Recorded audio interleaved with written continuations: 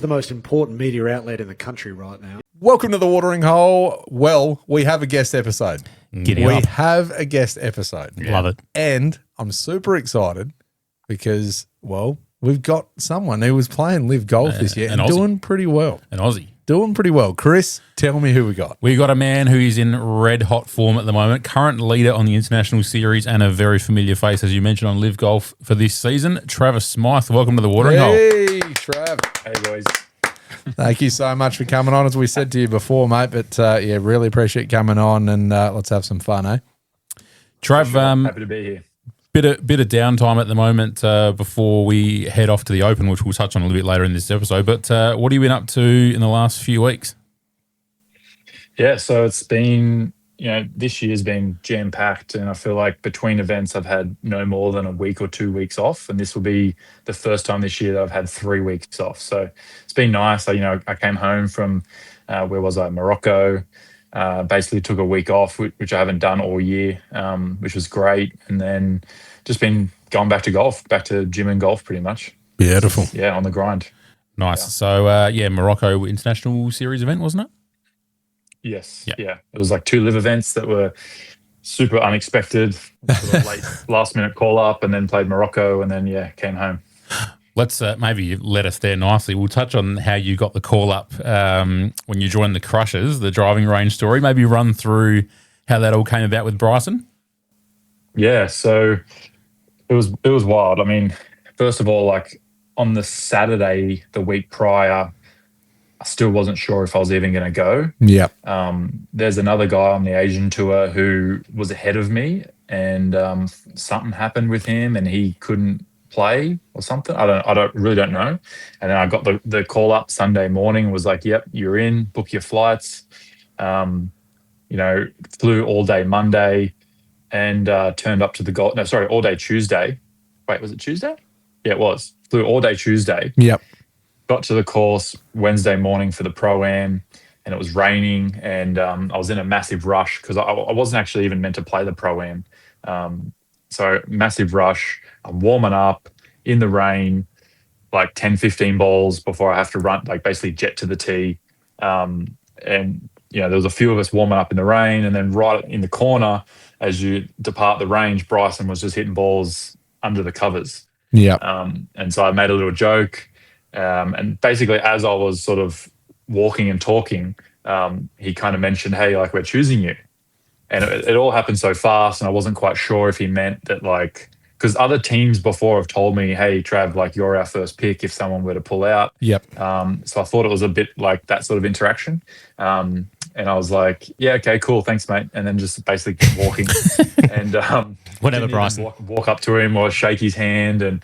And so I was kind of, I didn't quite understood like what the exchange was. And I said to my caddy, I was like, are we actually in the tournament, or are we? And he's like, yeah, I don't know. He's like, I don't know either.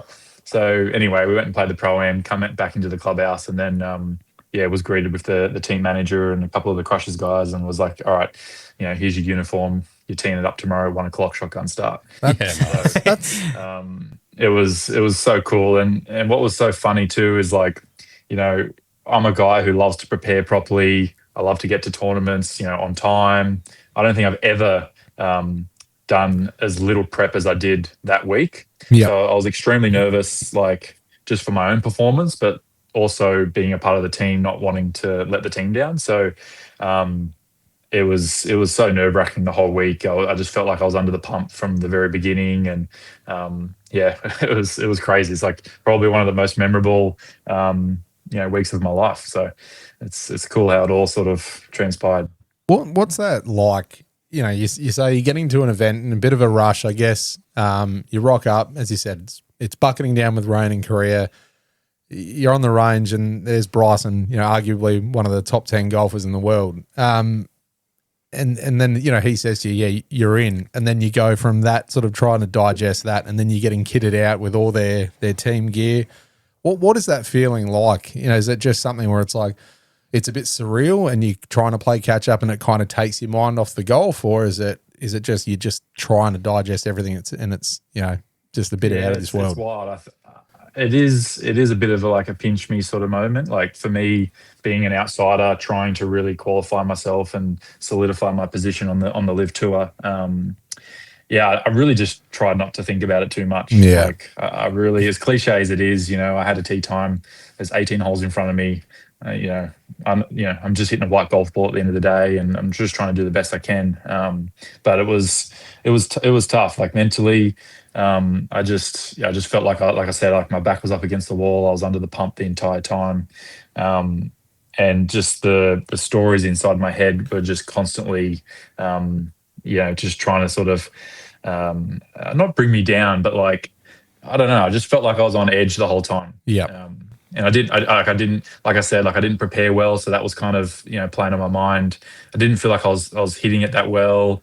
I only saw half the golf course. Like there were so many things that I wouldn't normally play a tournament, let alone a LIV tour tournament. Which is arguably like a major in my mind. Yeah. And just stepping into it, it was such a tough week, but man, it just felt so good. Like when that last putt went in and it was done. Yeah. I was just so happy and proud of myself. Like, and I rarely say that. It's hard for me to actually say that, but that week was something else. Yeah, that's awesome. What's the in between rounds when you're playing for a team like that? What's the dynamic like? Are you having dinner with them? Are you having like team meetings prior to the next round? What's that like? So that's a good question. Like the schedule of LIV Golf, having the shotgun start, you finish at 5:30, 6 p.m.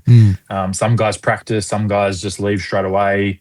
But my routine was pretty much always hit some balls on the range afterwards. Bryson's, of course, he's always there practicing till dark, trying to find it. He's always tweaking his swing and changing things, changing club heads. Like he's just an ad man on the range after golf. So when he's in Adelaide, he's doing shoeies on the range. But yeah.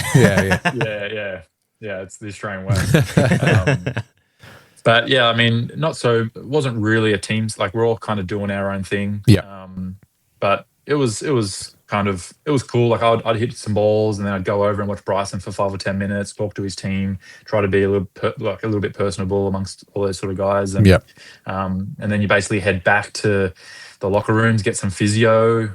By the time you get back to the hotel, it's like 8:30 at night, and you're basically just rushing for dinner. To get to bed, and then you're going all over again. So you feel quite rushed after the rounds of golf. So there isn't really too much. Like there was no team dinners. I think they did have a team dinner on like the Monday or Tuesday, but like I wasn't even in Korea, let alone like on the team. So I wasn't able to be a part of that. But yeah. I mean, and sorry to answer your question too, like before rounds, I guess everyone's together on the same table having lunch, and the shit. But yeah, that's kind of the extent of the team dynamic. Nice. We'll probably get to a little bit more LIV golf a little bit later in the episode. Plenty going on, and we'll touch on all that as we go. But as we mentioned at the top, currently top of the standings of the international series. I want to go back to Japan a few weeks ago. Winning with an eagle on the final hole, finishing 15 under, winning by 1 stroke. How was everything going that week, and what was it like to win that event in that fashion? Man, it was such a wild week. It's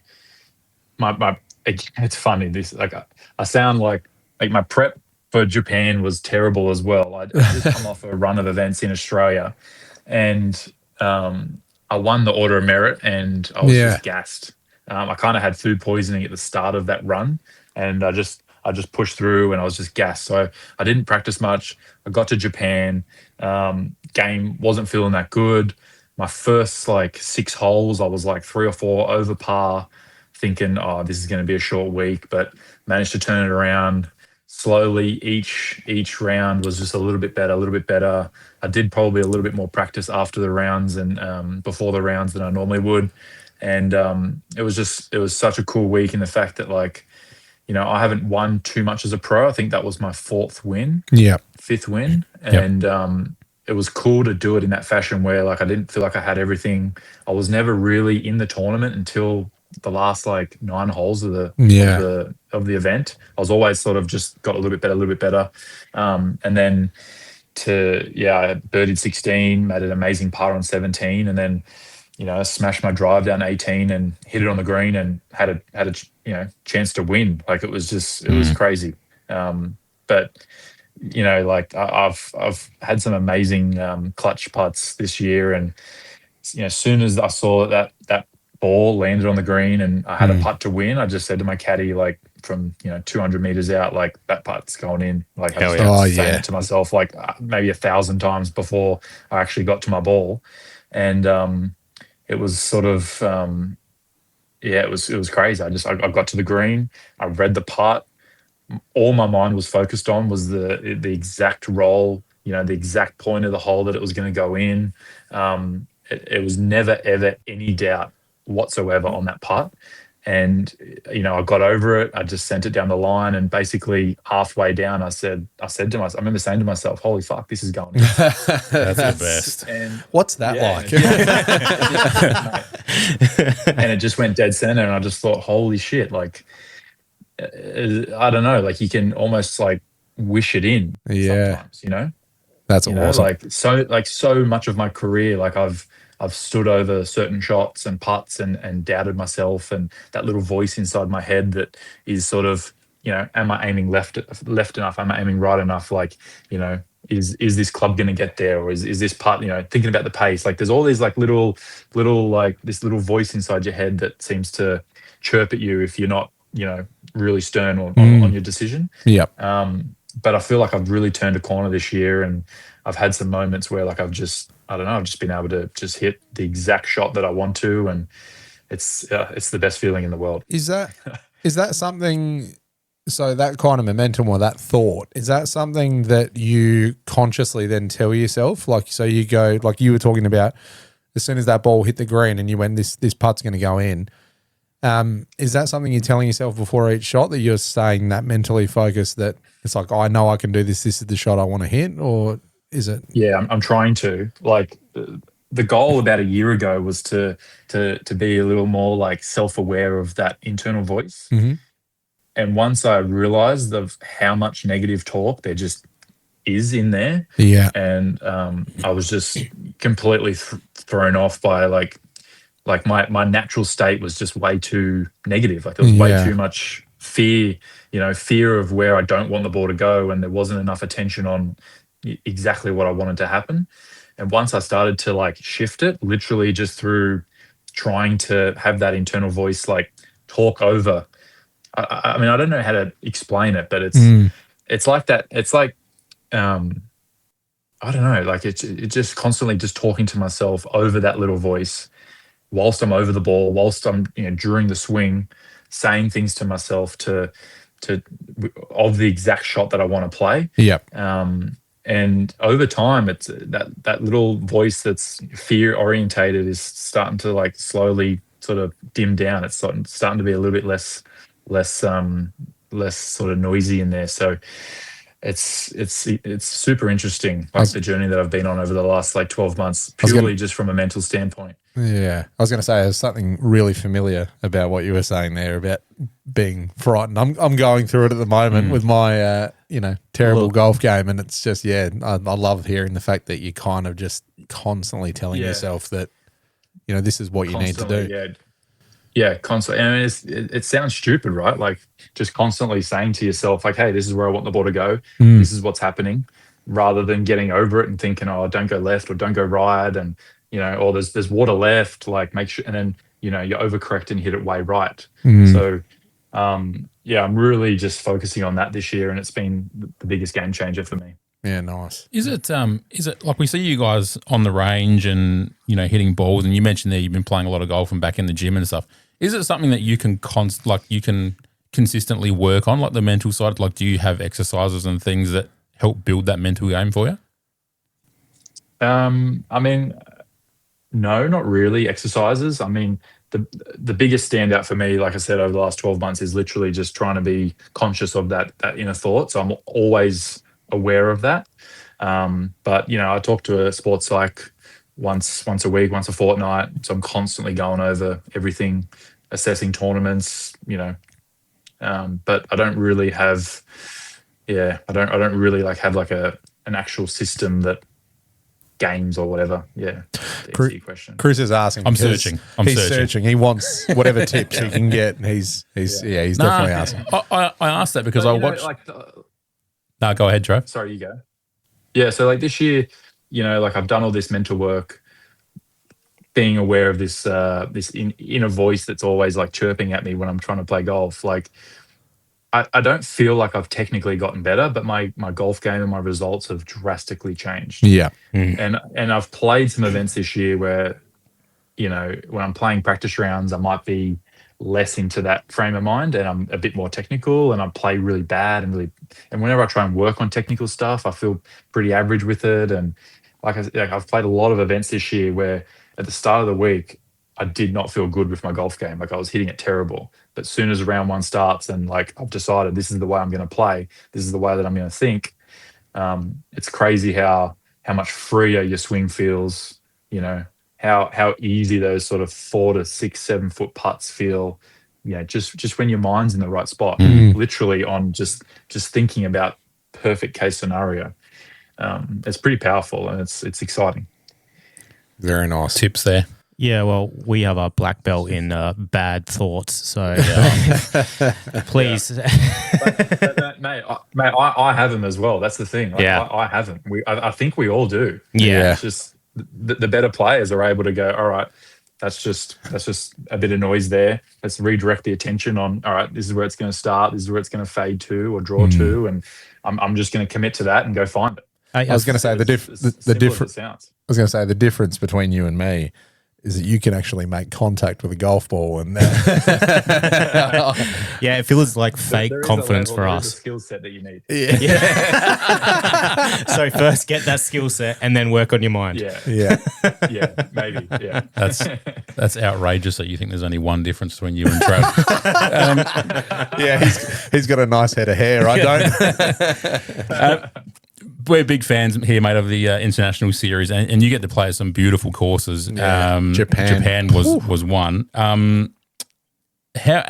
does it highlight for you how important it is for the rest of the world to get these top level events with good fields, and what does that mean to the countries you play in?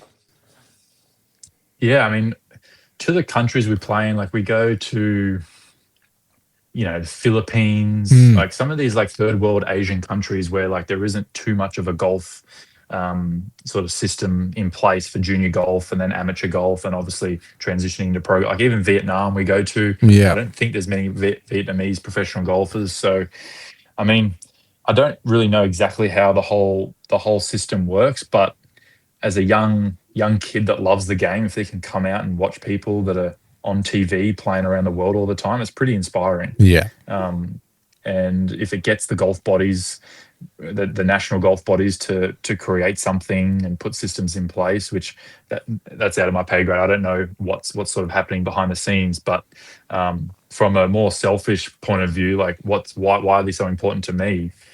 You know, like I'm playing against, like I said, I'm playing against guys that I've grown up watching. You know, there's a lot of older guys on LIV that have had outstanding careers that are still playing really well, and then some younger guys as well that are superstars in the making. And you know, when you get the opportunity to play alongside those guys and watch how they go about things, and you just always left feeling super motivated, inspired. If you get your ass kicked, it makes you want to go work harder, and if you play well, it gives you a massive boost of confidence that, hey, I can do this. So it's such a positive in so many ways. Love that. I guess that's kind of taking me there nicely. It's kind of the point of LIV Golf, right? Like taking golf around the world where it's kind of almost exclusively in one country. Yeah. But these other places that have been starved of pro golf are now getting a look in. You were there on day one of LIV Golf. What's your thoughts been of LIV Golf as a product and someone that's been involved and seen it evolve throughout the years? Yeah, so I was super fortunate to play the first three LIV events. There was a bit of an Asian Tour sort of opportunity for the top performing Asian Tour players right at the beginning before all the big name sort of guys signed on. For anyone listening that doesn't really understand how I got to play just 3. Yeah. I always get asked like, "Oh, so why'd you get kicked off?" I never really was kicked off. I was sort of only guaranteed 3. So You just say none of your fucking business. yeah. But yeah, it was interesting times at the start. Like I got slayed from a lot of like Aussie golf journalists and or Aussie journalists just because of the whole what was their storyline at the beginning, like the whole like sports washing stuff and players just going for the money and all that stuff. So that was an interesting time, like getting bad publicity for playing golf. Like I'd never had that before. Most golfers haven't ever had that. Sorry, was that from Australian golf media as well, was it? Yeah, well, not golf media. I think the golf media people understood my position and why I would obviously not turn it down. Yep. But it was more just journalists. Okay. Clickbait and make a name for themselves. Yep. So that part was interesting, but obviously, playing it, I was like, this is incredible. I'm an Aussie. I love living in Australia. It's as a player, I think, if you don't want to live in America full time, it's a great option. Like people don't really understand that side of professional golf. Like basically to play the PGA Tour, you can't really live in Australia anymore. You got to go live in America, away from like all your friends and family and your home, and go create a new home. And if LIV wasn't around, I would still do it. I love this game. I want to get as good as I possibly can. Yep. But the fact that LIV was created, I think it's amazing. I love the travel aspect, and most importantly, I feel like I could live in Australia and play on this LIV Tour schedule and international series sort of schedule. So ever since the creation of LIV, I've just always wanted to play and get back. Yeah. Is the goal to try and qualify for a full-time spot next year? Yeah. It's always been the goal ever since the pathway from the international series was created. I've always tried to prioritize in the schedule the international series to give myself the best chance to make enough points and get on to LIV. And I think this year, not sure what's going to happen next year, but the original plan was the top 3 from the international series this year will get to be full time on the LIV Tour next year. So, cool. I'm leading that money list. So I'm hoping. I think there's 4 or 5 events left for the year. So I'm hoping I can really try and stay in that top 3. Absolutely. So after a great performance you had in Korea, do you allow yourself to start thinking about the future like that? Like, will other captains start maybe contacting you for this year? Maybe you're looked at for next year. Do you allow yourself to kind of look at these sort of things? I hope that happens. It's good conversations to have. I haven't had any of those discussions yet. I think the way I view it is like the only way I'm going to get to play LIV next year is if I win the international series. So I don't want to leave it up to a captain's decision. I want to definitely like cement my spot. So, sure. Be undeniable. Yeah. So that's kind of, although I get these like LIV opportunities and like I'm going to get to be reserved, maybe get to play for the Crushers for the rest of the year. I'm not sure yet. Yep. But I'm still, my main focus is to play well in those international series and try and be solidified, for next year. Is Paul Casey still injured? Yeah, I'm not sure yet. So Yep. He did his wrist pretty bad. And I haven't been too nosy. I haven't really asked the guys, hey, how's Paul going? I'll find out. I'm going over for the Open, and I'll definitely be at the remaining LIV events as a reserve. So I'll just find out whenever I find out. Yep. Now, but I did say, they did say, I think if he's out, then I'm their guy. I think so. Yeah, awesome. sweet. I was going to say it'd be a weird dynamic. You want him to be okay. Yeah, of course you want him to be okay. Yeah. But come on, Trav. It's your time to shine. Let's go. No, all the best to Paul. But surely that's a weird dynamic as you're coming in as a reserve. You're traveling all the way there. You're staying ready. Is it something like when the opportunity comes up, you're like, yep, this is my chance. Obviously you get a bit of money, play golf, show what I can do, show the other captains, if there are any spots and they, bring you on as a full-time thing, is it then also getting reps when you're going back to the international series? Is it something that it's like you really hope that you get the opportunity? Obviously not at someone's, risk to their health or anything like that. But is it something where you're like, I really hope I get the opportunity? Oh, of course. I mean, that's why I'm traveling at the end of the day. Yeah. Like, I'm going there preparing as best I can to play if I get the call up, and I want to be ready. And I really, like I want to do damage too. Like if I get in, like I really want to make a team feel lucky that I was the filling guy. Like I want to play really, really well and impress everybody and myself, and just show everyone that I can do it. Yeah, I love that. That's awesome. It takes me. That's what felt so good about Korea. Yeah. Like I didn't want to let the team down, but I really just tried to reframe it and go, no, come on. Like the Crushers are lucky that I'm a reserve this week and that they have me. I tried to flip the switch and just put myself as, in that position. And at the end of the day, like, what did I come? 8th. Yeah. And we got the team win, and I'm sure they're going, geez, like that worked out pretty well. If Paul had have tried to play with a risky sort of injured wrist, probably wouldn't have done well. So that's kind of the way I view it. And to be fair, it's cool as a viewer or a consumer of the product. Like when you're watching, you're seeing like the reserves, or like in your case with Korea, when you did have an impressive show and you finish in the top 10, and then you're getting the team win as well, and you're a part of that. You're getting the trophy, you're getting to be a part of it and get interviewed afterwards on the green. That's a cool thing for people to watch as well. And because then you get to see these other guys who are going through the grind and, and getting there and sort of showing that they can be a part of it. It's an awesome part of it, I think, as a consumer, like I said, watching the product. But is that a pretty special thing for yourself? Like when you... Oh, for sure. Yeah. I mean, standing around the green, getting interviewed, and we're kind of just waiting for the prize ceremony, waiting for that playoff to finish. Yeah.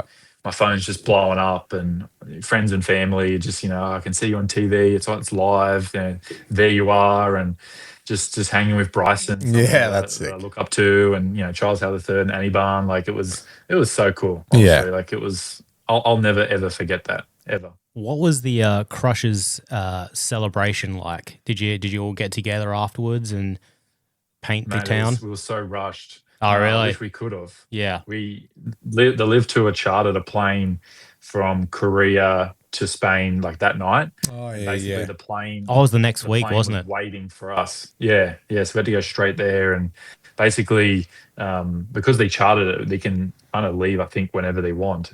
So basically, the whole plane was waiting for us. We were the last ones to like get there, get on the plane, and then we took off. So there was some drinks on the plane, but it was night time. Everyone was gassed, and that's understandable.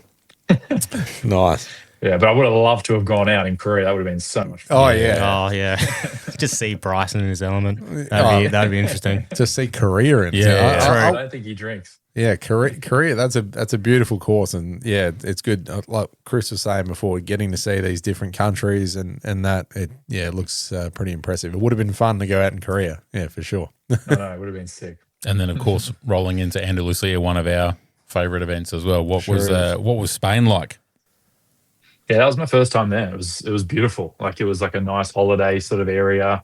Hotel was amazing. Golf course, like perfect condition, extremely hard and a different sort of challenge than you're used to with it being so tight.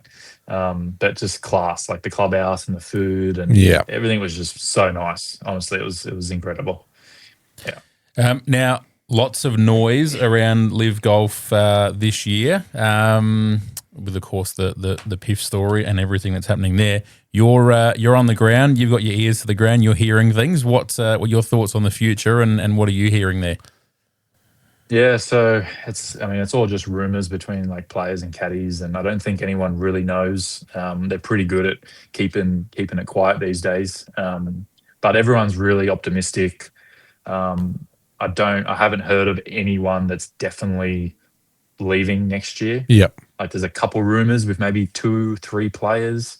But for the most part, like every player's all in. They want it to work and succeed. And I think under their new business plan, the purses will be around $15 million. And I think it was maybe, I don't want to step out of line, but I think that their plan was $12 to $15 million purses. Yeah. And all the players are still in with those and 10 events, I think. I think Flushing's probably Yeah. the most reliable guy to talk to. Yeah, we constantly. Or We're all about go flushing it. Go to his socials. Yeah. Yeah, go to his socials. Like he's pretty much perfectly on point with the rumors that I'm hearing, and so I mean that's all I can say, and I really hope it survives. You know, it's even 10 events. You know, that gives you enough to go and play another tour as well. I've got DP status for next year. I've got Asian tour status, Yeah. Japan tour status, like Aussie tour status. I can kind of fill the calendar pretty easily and hopefully play 10 events next year. Probably answered my question a little bit there when you said it, but we asked Burmy the similar question a couple of weeks ago. Are the players, like, do they look at all this social media stuff and are they keeping an eye on everything that's being said and everything that's being rumoured? Yeah, look, I'm probably not the best person to ask because this year I've been a reserve, I've been a wild card, you know, last minute get into the crushes. I'm not really like on the tour, so I don't want to be that guy that's like turning up to events, talking to guys, like trying to be like, hey, so what are you hearing? What's the word on the street? What's word on the street? You know, so I haven't really asked too many questions, and just there's been a few player meetings or whatever, and I think every 2 or 3 weeks they're doing sort of Zooms to keep the players informed from Scott O'Neill, CEO. Yep. Because I think after Mexico, there was a lot of strong rumors, you know, about events not going ahead, and they ended up going ahead. And I think a lot of players that put a little bit of doubt in their minds, and they weren't quite sure, and they're at home, and there's all these rumors. So Scott O'Neill's been amazing and keeping everybody informed. So as far as we all know, like the year's going ahead as usual. Yeah.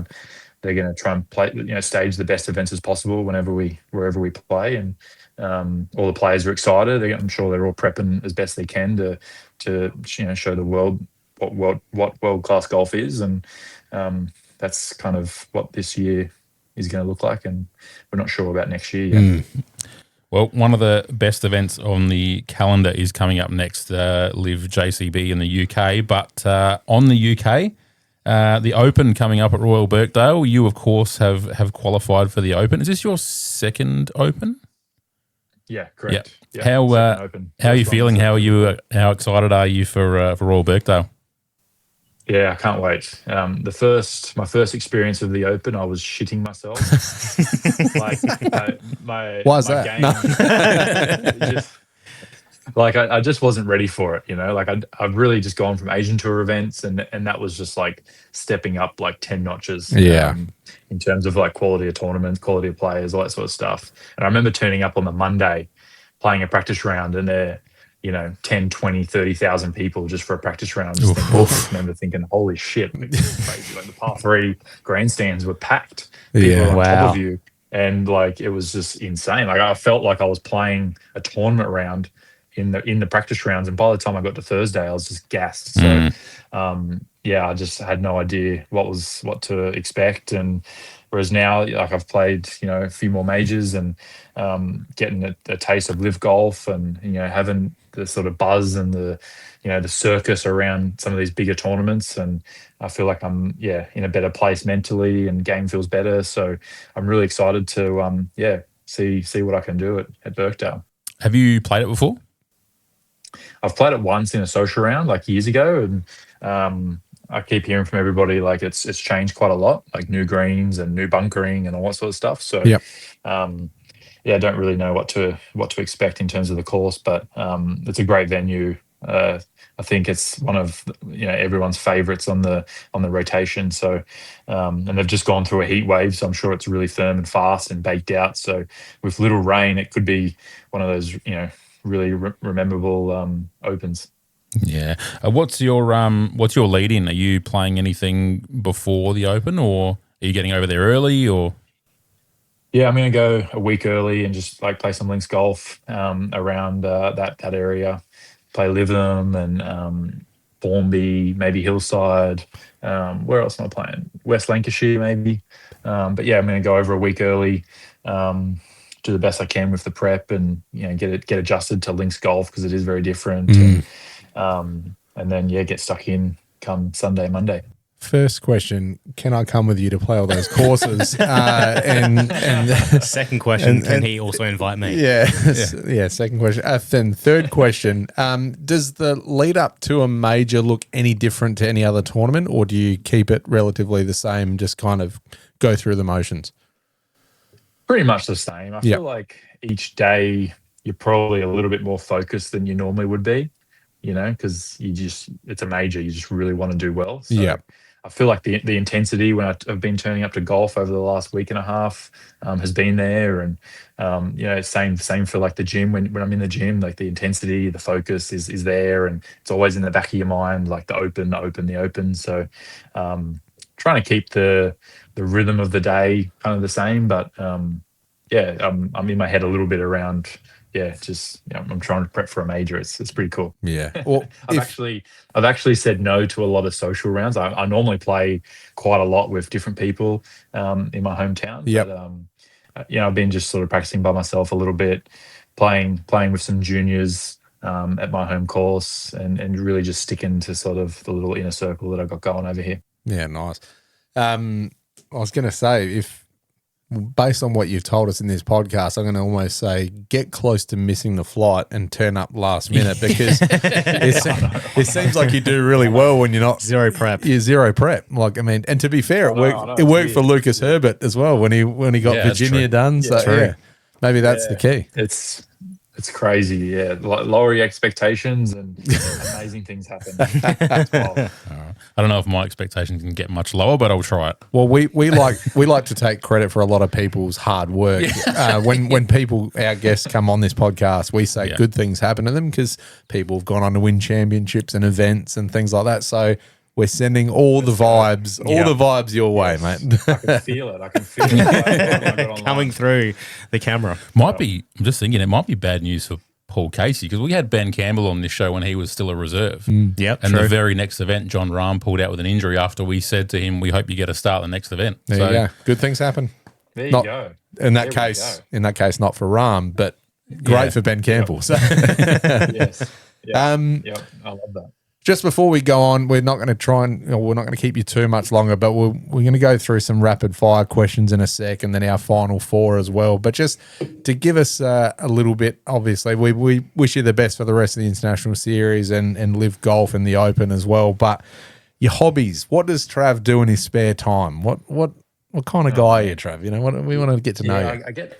I get asked this all the time, and I catch up with friends that I haven't seen for a while that I grew up with. I go to the beach quite a lot. I stay pretty active, so I'll still go to the gym. I'll do that. I love all the recovery stuff, but I'm a golf sicko. Nice. I struggle to fill my time, and I think when I don't touch a club for 3, 4, 5 days, I'm usually itching to go back. So I probably need a little bit more balance. I need to work on my hobbies, but for the time being, I'm extremely motivated with golf, and I just love it. I can't get enough of it. So I'm usually found there. So I'm assuming you're a social golfer as well, not just business. Yeah. So my time off where I don't really have any care about my performance. I'll play with members. I'll play with a lot of my friends that I grew up with. They're now getting into golf. Golf's becoming cool, so they're all playing. I go out with them and help them, and that's kind of like my switch off sort of Trav mode. That I should probably get into surfing or something. I just moved to Bondi Beach, so very nice. I can definitely improve there. Well, we do have a 4-man Ambrose in July at Wollonga at our local course. So if you want the call up, please. There we go. Can you imagine we just rock up with Trav? I'm good at a late call up. We'll fly you in last minute. Yeah.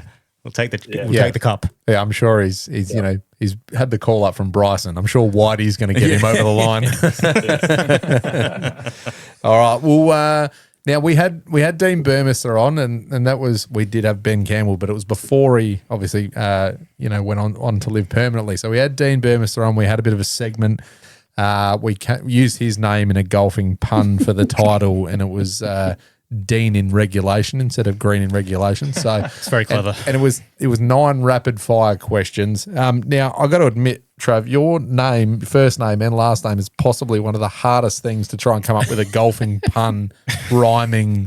It took was a while on that. It was incredibly hard. So I'll give you the backstory. This is me clutching, by the way, but there was this old show, I think it was Channel 9, and they'd have like old sporting personalities and celebrities and all that sort of stuff, and they'd basically just take them. It was like a autobiography or a recap of their life, and it was called This Is Your Life.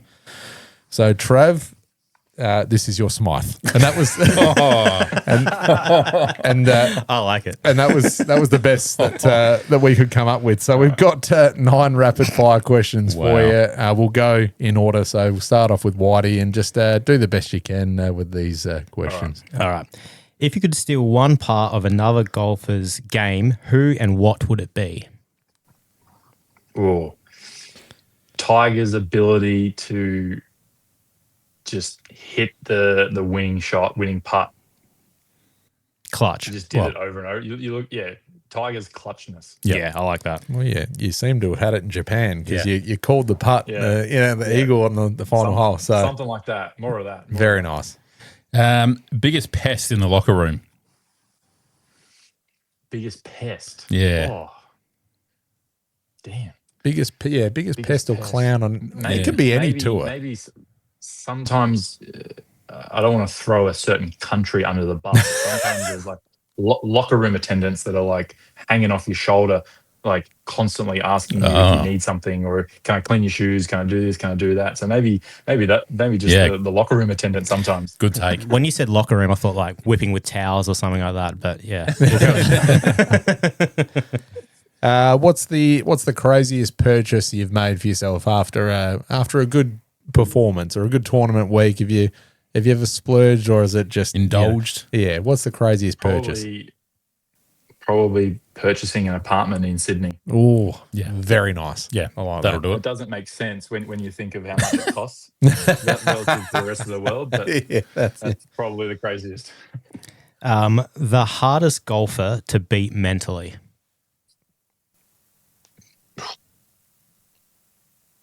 I guess Tiger Woods, Scotty Scheffler. Yeah. I don't know. I've never been in the field with those guys though.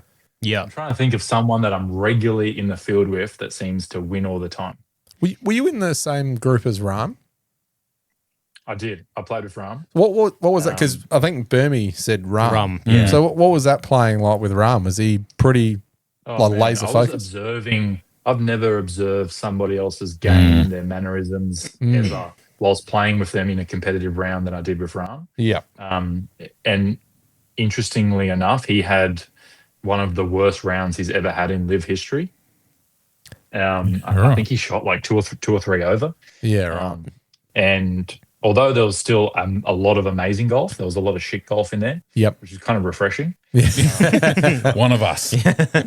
Yeah. So I'd love to see him when he's firing on all cylinders. Yep. But someone that I regularly play with that seems to just play well all the time, like in the same field. Yep. Would be probably Scott Vincent. Yeah, he's having a Big fan season over too. here. Yeah, he's having a good season. Yeah, but over the last 2, 3, 4, 5 years, like we've played a lot of Asian tours. Yeah. Yeah, sure. He's someone that seems to, when you see his name on the leaderboard, you're kind of like, all right, he's not going to fall down. Like, he's going to keep pushing. Yeah, that's a great take there. And he's another guy that's had an amazing 2026. Yeah. He's just I feel killing like, it. I feel like he's going to win one soon. Yeah, he's Yeah, me too. He's there. He's right there. He's trending. He might very well be the answer to this next question. Most underrated golfer in the world right now. Underrated. I mean, can you say David Pooch? Yeah, I Is like he that. Underrated. Yeah. I think so. He's unbelievable. He's unbelievable watching him. Does it his own unique way. Absolutely pounds the ball. You know, when he turns up to DP World events, he's always contending. He's contending a lot on LIV Golf now. Yeah. He's only 23 or something? Yeah, he's a young so guy. young. So young. Caleb Surratt's unbelievable as well. He's really good. Caleb Surratt. Yeah. I was going to say a lot of sorry, Sergio, but most of the Fireballs are pretty young. They're young guns. I think they're going to be a scary team if they can keep that all together, and obviously with Liv's future. But yeah, I think they're all going to be really, really solid golfers, those guys. What was the next one here? Oh, yes. Best advice another pro has given you. Oh, it's hard. Best advice. Oh, because I feel like different advice means so much to you at different stages of your career. Yeah, that's fair. You know? Yeah. So to actually get the best advice, you blank. can pass too. You can pass. Yeah. This is like a game I show. feel like You this can do whatever you want. I feel like this isn't rapid fire. So Yeah. Yeah, we don't do what we say here, Trevor. Yeah. We say a lot of things. yeah. Promise you the I think world. I'll have to pass. Nah, all Nah, good. all I'll good. have to pass. Who's most likely to miss a tee time? Ooh. Miss a tee time. Or late for a tee time? Cameron Smith has a pretty funny story about tee times. Yeah. So I don't know if everyone knows this, but he started on, when he first turned pro, he went over to Corn Ferry Tour Q School. Yep. I think it was called, what was it called before Corn Ferry? Something else. Anyway, so he turns up at the golf course. This is when he first turned pro. So he's had an amazing amateur career. Yep. He's one of Australia's best amateur, turned pro, goes over there, goes to the pro shop. This is the story that I heard. Goes to the pro shop, says, "Hey, when can I get on the course?" Thinking that it's the day before the tournament for one practice round. So he flies all the way to America for Q School. He's only going one 18-hole practice round. He's like, it's round one today. Oh, wow. You're disqualified. Oh, no way. He couldn't play. Yeah, he couldn't play. Oh, that's Couldn't devastating. play. And then that's why he then started on the Asian tour, because Asian tour Q School happens after that. Yeah, right. And then so I mean that's pretty bad. That's Yeah. the story that All right. I've heard. If that's When it true, comes to that's missing tee time. yeah, that hurts. Missing a tournament. Yeah, Especially your first one. the Aussies love a sleep in, that's for sure. Yeah. All right. Is it me? Yeah, it's you. Best late night eats or food on tour? Ooh, late night. I love Korean barbecue. Very nice. Everywhere in Asia or something. Yeah, that's a Yeah. favourite. Like restaurants in Asia are just open till all hours, and I think Korean barbecue's got to be up there. Yeah, Very nice. Love that. And last one. So when you're on tour, when you're away, is it hot coffee or is it iced coffees? Which one are you going? Usually it's like a piccolo, flat white, cortado, depending on where I am in the world. Nice. Usually hot. But I mean, I'm no stranger to a cold one as well. Trav- I love my coffee. I'm like Trav is a way big too coffee man. obsessed. Yeah. Yeah, way too obsessed than I should be.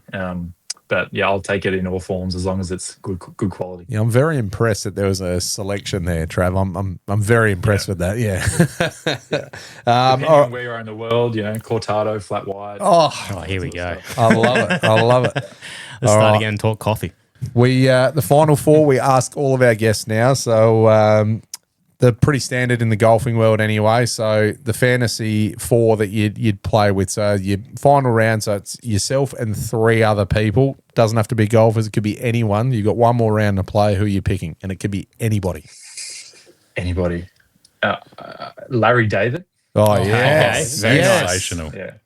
Yeah, so good. I think definitely him. I'd throw in Tiger, of course. Yep.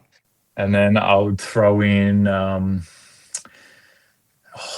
probably throw in like Dustin Johnson or something. Yeah, nice. If I had a rule that I could ask him whatever I wanted to, golf related, non-golf related, I'd have to throw DJ in there, I'd say. Yeah, Very, very, very intimidating, man. Yeah. That's an Stoic. That's an intimidating group. Yeah. Oh, yeah. I like it though. Larry David. I'm all for that. yeah, I love 100%. Curb your enthusiasm. Yeah. Oh, Yeah, big how fan. good. The golfy episodes. Yeah. Yes. Yeah. The next one's pretty standard one as well. So favorite course. Now you got a lot of experience on live courses, so maybe it can be a live one. Maybe pick a live one and you just your other favorite course. Okay. Of the live venues that I've played, Yep. I'm just trying to go through them. Probably Bedminster. Oh yeah. Yep. in New Yep. Jersey. Yep, sure. Bedminster. That place is unbelievable. Yeah, nice. Super cool place. Yeah. Yeah. I'd say that. Awesome. Easily, actually, of the ones that I've played. Now, pretty important stuff here. So when you do get on a team full time, because we're putting that out there in the universe. Well, it's going to happen. He's come on the podcast. Yeah, speaking it into existence. So when you're playing on LIV full time, when we go back to Adelaide and we go to the watering hole, the party hole, which was the 12th on Grange, it'll be somewhere different, obviously Kooyonga, and then after that it'll be North Adelaide. So the watering hole, the most important part is the song choice. So when you're teeing off to hit the ace to get the crowd amped up on the party hole, what is your song of choice that you're picking? Yeah, that's a hard one. What's that song called? I'm going blank. I was gonna do it in Mexico, but I chickened out. What was it called? Can I just quickly go into my phone? Yeah, go of for course. it. Yes. Of course. This matters, Trav. This Yeah. is important. The suspense is killing me. It was super left field. So I've got this playlist on my phone called Oldies but Goldies, and it's all like 80s and stuff. Oh, very nice. Here we go. And it was. I've got the start in my head. I just can't think of the name of the song. Please sing it. Feel free to give us a few bars, Trav. No, I can't sing it. Like it's like the. How's it go? I'm going blank. I'm sorry, boys. No, you're right. No. We'll tell you why it matters. So while we fill some time here on the podcast, so we've got a bracket style knockout. So for our first 100 episodes, the guests within that 100 episodes went to a bracket playoff, like a knockout, like a March Madness type thing. And the winner was Ron Chopper, who's pretty big, obviously, in the golfing community on YouTube. He got it done with George Michael's "Careless Whisper." So Great pick. Everyone goes into a. So who's some of the guests that he'd be going up against? The song. Yeah. So Dean Burmester. The song will be "Let's Get It On" by Marvin Gaye. Oh yes. Marvin Gaye. Hey. Here we go. And the start to the song. Oh, yeah. Everyone will know it. It's so left field, like Yeah. perfect for a watering hole song. Yeah. That's I'm a big fan. I don't want the cool songs, like the current songs. I want Marvin Gaye. That's what I want. Yeah. That's very nice. that's already on my vote. Start. It's like what? Oh, I can't reenact it. Yeah. I love that. Well, I love can't that. wait. I can't wait to hear that next year in Adelaide. Yeah. Just before you get an ace. Yeah. There you go. That's the way it goes. Let's get it on. Oh, how good. Let's get it on. Yeah. I really like that. And the last one, if let's say Bryson says, you know what, you played so well for the Crushers. I recommended you that you become your own team captain and you get your own team. What would your live team be called? Now this is a really difficult one on the spot. But if you were to, what's something that is going to be obviously your coffee related, maybe. Yeah, well, hey, Know. you Or rattled off a beach, ocean, coffee. I don't know, some sort of slow, relaxed vibe. Is there a word for something like that? I don't know. I'd use ChatGPT for about 3 days. Send it through. Yeah, ChatGPT does help. Yeah. ChatGPT is kind of like the fourth member of this podcast. Hey, don't tell everyone our secrets. Off the top of my head, I got no clue. Nah, that's all right. Witty. That- Sorry, boys. That one we've definitely had a couple of passes onto. It's a hard one on the spot. The last thing I'm going to ask you before we let you go, we've got a bit of a debate going here. Are you a big food guy? Food? Yeah. I mean, yeah, I eat 3 meals a day. My whole life. That's a great start. So just a really random question, but Krispy Kreme donuts. Here we go. Would you lean more towards an original glazed donut or a cookies and cream Always donut? original. Nah, always original. Oh, hey, Always. you two. I'm like, Yeah, we're the minority. We've got no one on our side. yeah, nah. When it comes to sweets and stuff, I'm like super, like plain vanilla, Yeah. chocolate, vanilla ice cream, original glazed, like See, staples, tiramisu. Just like don't mix it up. No Yeah. modern, nothing. Just See- like the OG desserts. Yeah, we've had a debate going, and it's been a bit of a hot topic. And Heated debate. We're thinking we're probably going to have a golf day at some point coming up, and we're going to have the two teams, cookies and cream and original glaze. Because myself and Whitey here, we're cookies and cream.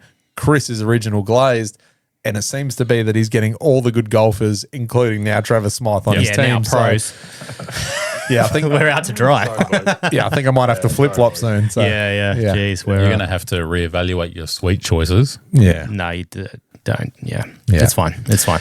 Look, mate, thank you so much for coming on. We wish you nothing but success, truly do. You've been a joy to watch, obviously, in the live, the live space or capacity. Obviously, we wish you the best for the international series. We really hope you finish top and get a permanent spot there.